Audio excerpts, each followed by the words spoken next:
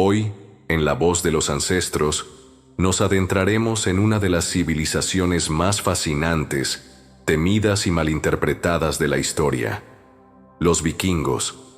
Guerreros, exploradores, comerciantes y leyendas vivientes que surcaron los mares del norte dejando huella en toda Europa. Durante siglos, su nombre sembró miedo, pero también admiración. Nacidos entre nieve y fuego. Para entender a los vikingos, debemos viajar al corazón helado de Escandinavia. Allí, entre fiordos, montañas y bosques eternos, surgieron pueblos duros como el clima que los forjó. Eran descendientes de los antiguos germanos y compartían lengua, costumbres y una profunda conexión con la naturaleza salvaje. Las runas de su identidad. Su escritura era mágica. Las runas no solo eran un sistema para comunicar, sino también un puente entre lo humano y lo divino. Cada símbolo era poder. Los vikingos no escribían por escribir, tallaban destino, fuerza, protección y guerra en piedras y armas. El arte de domar el mar. El mar no era un enemigo, era su aliado. Su geografía difícil y aislada los convirtió en expertos navegantes. Desarrollaron embarcaciones adelantadas a su tiempo. Los drakkar, barcos veloces, ligeros, capaces de navegar en mares bravos y ríos estrechos. 3 clanes, 3 rumbos. Había 3 grandes grupos vikingos: los daneses, los suecos y los noruegos. Cada uno siguió un rumbo distinto. Los daneses dominaron el comercio, los suecos exploraron el este y fundaron rutas en Rusia, y los noruegos se lanzaron al Atlántico hasta Irlanda, Islandia y más allá. Una sociedad estructurada. Contrario a lo que muchos piensan, los vikingos no eran simples salvajes. Su sociedad estaba jerarquizada: reyes elegidos, hombres libres que formaban el pueblo, y esclavos que eran botín de guerra o pago de deudas.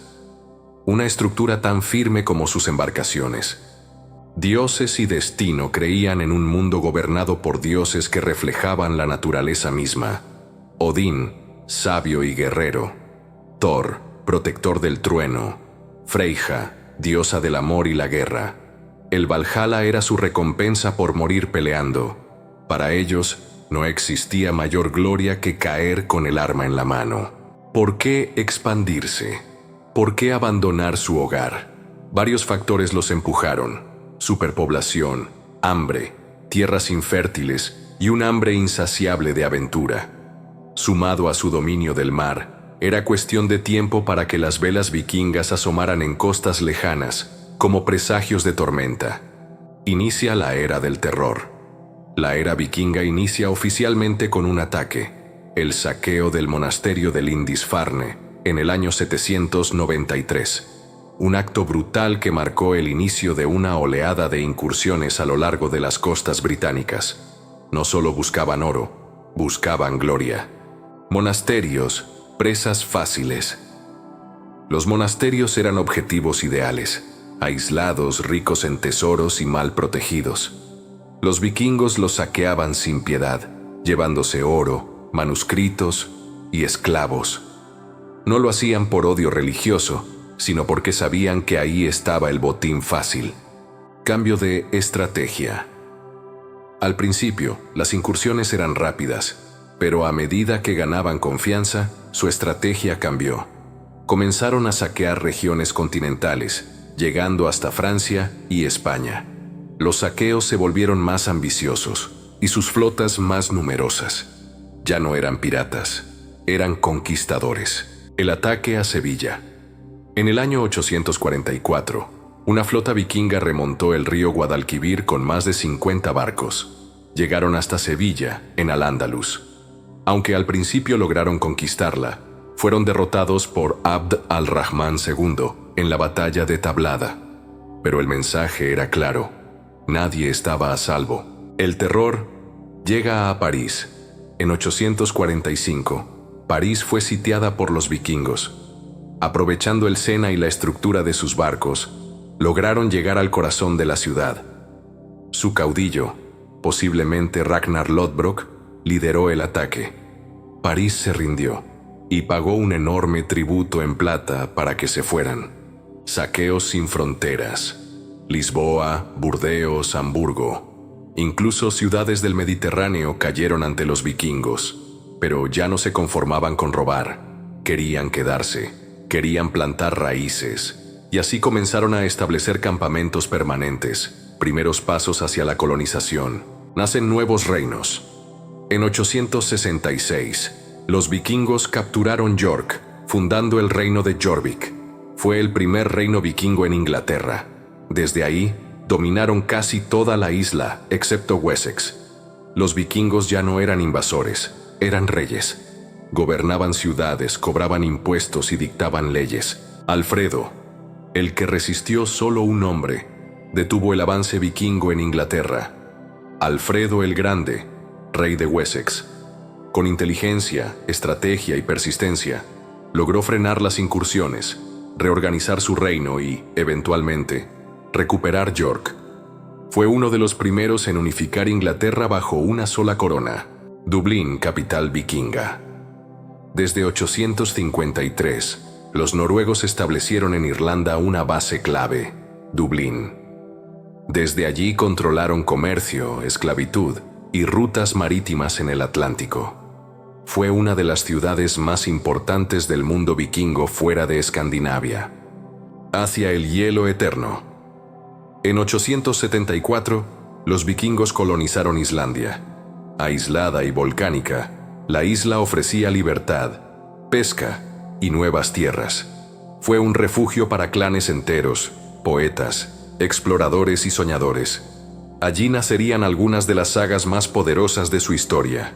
Gélido descubrimiento. En el año 900, el noruego Gunnbjörn Ulfsson avistó Groenlandia, pero fue Eric el Rojo quien la colonizó en 982. Bautizó esa tierra Tierra Verde para atraer a colonos, aunque el hielo dominaba el paisaje. Los vikingos resistían incluso en el fin del mundo. Los amos del este.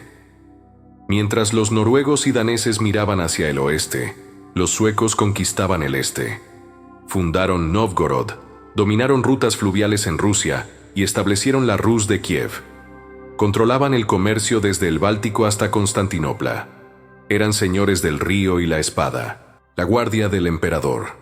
Los vikingos llegaron tan lejos que incluso fueron contratados por el Imperio Bizantino. Allí, formaron una élite conocida como la Guardia Varega, guerreros nórdicos leales al emperador. Su fama de ferocidad y honor los convirtió en protectores personales de los tronos más poderosos. El vikingo que se hizo duque. Algunos vikingos dejaron de saquear y decidieron gobernar.